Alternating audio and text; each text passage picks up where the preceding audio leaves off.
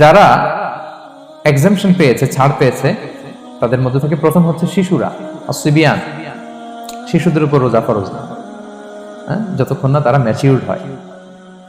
শিশুদের উপর কিন্তু রোজা ফরজ না, প্রাপ্তবয়স্ক হওয়া রাখতে কিন্তু ফরজ না। তাই বলে আবার শিশুদেরকে রোজা রাখতে বাদ সাধবেন না, রাখতে দিবেন না।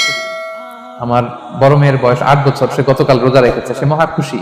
সে কখনো অডিও কল দেয়, কখনো ভিডিও কল দেয়, কখনো ইফতারের ছবি পাঠায়। মানে এটা তাদের মধ্যে কিন্তু একটা অনেক চমৎকার একটা ভালো ইমেজ কাজ করে। আপনারা বাধা দিবেন না। যদি রাখতে চায়, অনেক বাবা মারা এত সচেতন, এত অতি সচেতন যে ছেলে মেয়েরা রাখতে চায় কিন্তু বাবা মারা দিতে চায় না।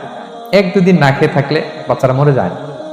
তার মধ্যে এই যে একটা স্পিরিচুয়াল একটা কি বলবো ভাইব আসলো, একটা স্পিরিট আসলো, এটা যেন আমরা নষ্ট না করি। আমার মনে আছে বৈশাখী টেলিভিশনে একটা লাইভ প্রোগ্রামে এক ছোট্ট মেয়ে প্রশ্ন করতেছে যে, হুজুর আমি তো রোজা রাখতে চাই, আম্মু আমাকে রাখতে দেয় না, তো আম্মুকে একটু বলে দেন যাতে আমাকে রাখতে দেয়। ছোট্ট একটা মেয়ে ফোন করে আমাকে প্রশ্ন করলো। তো দেখেন যে এটা ওই বাবা মায়ের তো গর্ব করা উচিত যে আমার ছোট্ট মেয়ে 7 বছর 8 বছর, যদিও এখনো খরচ হচ্ছে, আরো কয়েক বছর পরে হবে, কিন্তু সে রাখতে চায়, সে সেলিব্রেট করতে চায়, সে আমাকে। আমরা যেন তাদেরকে বাধা না দিই, আমরা যেন তাদেরকে ইন্সপায়ার করি।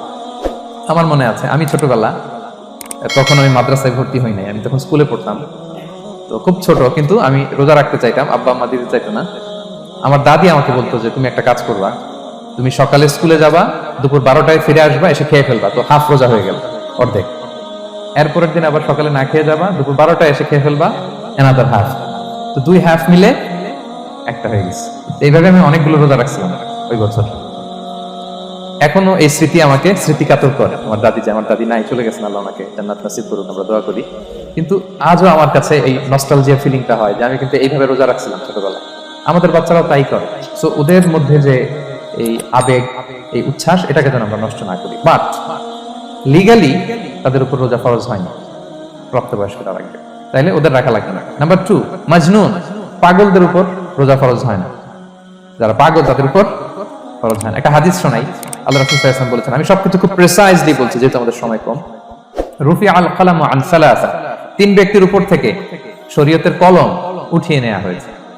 আনিন নাইমি হাত্তা ইয়াস্তাইকিযা, ঘুমন্ত ব্যক্তি যতক্ষণ না সে জাগে। ঘুমের মধ্যে আপনারা কেউ বকা দিয়ে ফেলে আপনি মাইন্ড করতে পারবেন না, তো ঘুমাইছিল, কাকে বকা দিয়েছে কি করছে সে জানেই না। ঘুমন্ত ব্যক্তির উপর থেকে শরীয়তের কলম উঠিয়ে নেওয়া হয়েছে। আনি সবিগি হাত্তা ইয়াহতালিমা, শিশু যতক্ষণ না সে প্রাপ্তবয়স্ক হয়। ওয়া আনিল মাজনুনি হাত্তা ইয়াকিলা, পাগল যতক্ষণ না সে সুস্থ হয়। এই 3 শ্রেণীর ব্যক্তি থেকে শরীয়তের কলম উঠিয়ে নেওয়া হয়েছে। বুঝতে পেরেছেন? 3 নাম্বার হচ্ছে মারিদ। আপনি যদি খুব অসুস্থ হন তাহলে আপনি রোজা ভাঙতে পারবেন, যেটা আমরা ওই যে ইন্ট্রোডাক্টরি ডিসকাশনে বলেছি যে অসুস্থ হলে আপনি রোজা ভাঙতে পারবেন। 4 নম্বরে হচ্ছে মুসাফির, ট্রাভেলার, যদি আপনি লম্বা সফর করেন আপনি রোজা ভাঙতে পারবেন। এটা ন্যূনতম সীমা হচ্ছে 48 মাইল। তাই বলে কেএল থেকে পেনাং যাচ্ছেন আর রোজা ভেঙে ফেললেন, এটা করা যাবে না। আবার এখানে যদি আপনার সফরের পেরেশানি থাকে, খুব কষ্ট, তাহলে আপনি সুযোগটা নিতে পারবেন। কিন্তু আল্লাহ বলেছেন ওয়া আন তাসুমু খায়রুল লাকুম ইন কুনতুম তা'লামুন, যদি তোমরা রোজা রাখো এটাই তোমাদের জন্য কল্যাণ, যদিও আমি ফ্লেক্সিবিলিটি দিয়েছি। তো রাসূল সাল্লাল্লাহু আলাইহি ওয়াসাল্লামের সময় দেখা যেত যে মক্কা থেকে মদিনা, মদিনা থেকে তায়েফ যেতে প্রচন্ড গরমের মধ্যে ওনারা উট দিয়ে মরুভূমির উপর দিয়ে যেত। ওই পরিস্থিতি কিন্তু আমাদের নেই। কিন্তু যদি আপনার লম্বা সফর হয়, লেটস সে আপনি কেএল থেকে নিউ ইয়র্কে ফ্লাই করছেন, সফরের অনেক পেরেশানি, অনেক সময় হয়তো খেতে পারছেন না, আপনি চাইলে এই ফ্লেক্সিবিলিটি নিতে পারবেন। তো অসুস্থতা আর সফরে থাকলে আপনি রোজা ভাঙতে পারবেন, তবে ফাইদ্দাতুম মিন আইয়ামিন উখরা, অন্য সময় এটা গুনে গুনে রাখতে হবে। 5টা যদি ভাঙা যায় পরে 5টা কাজা করবেন। পয়েন্টটা কি সবার কাছে ক্লিয়ার?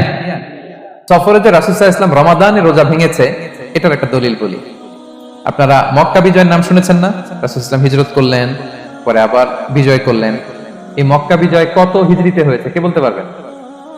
হ্যাঁ, হিজরি বলেন তো দেখি। 8ম হিজরি, মাশাআল্লাহ।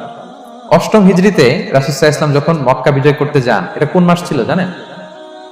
হ্যাঁ, রমাদান মাস। রমাদানের 20 তারিখে মক্কা বিজয় হয়েছে, 20 রমাদান। তো রাসূল সাল্লাল্লাহু আলাইহি ওয়াসাল্লাম মদিনা থেকে মক্কায় যাচ্ছেন বিশাল বাহিনী নিয়ে। মক্কায় পৌঁছতে আরো 90 কিলোমিটার বাকি। আল কাদিদ নামে একটা জায়গা আছে, সহিহ বুখারীর বর্ণনা। ওই কাদিদ নামক জায়গায় রমাদানে রাসূল সাল্লাল্লাহু আলাইহি ওয়াসাল্লাম রোজা ভেঙেছিলেন, উটের উপর বসে ঢকঢক করে পানি খেয়েছিলেন, যাতে সবাই দেখে। কারণ সবাই ভাববে রমাদানের রোজা রাখবো কি রাখবো না, সবাই আলাদা করে বলতে অনেক সময় লাগবে। রাসূল সাল্লাল্লাহু আলাইহি ওয়াসাল্লাম একটা উঁচু জায়গায় সবাইকে দেখে ওটের উপর পানি খেয়ে ফেললেন। বলে রাসূলের দেখা দেখি সব সাহাবারা পানি খেয়ে রোজা ভেঙে ফেললো। এটা কোন মাস ছিল? সবাই বলতে হবে কোন মাস? রমাদান। রাসূল সাল্লাল্লাহু আলাইহি ওয়াসাল্লাম সফরে ছিলেন, ফলে তিনি রোজা ভেঙেছেন। দলিল পাইছেন? হ্যাঁ,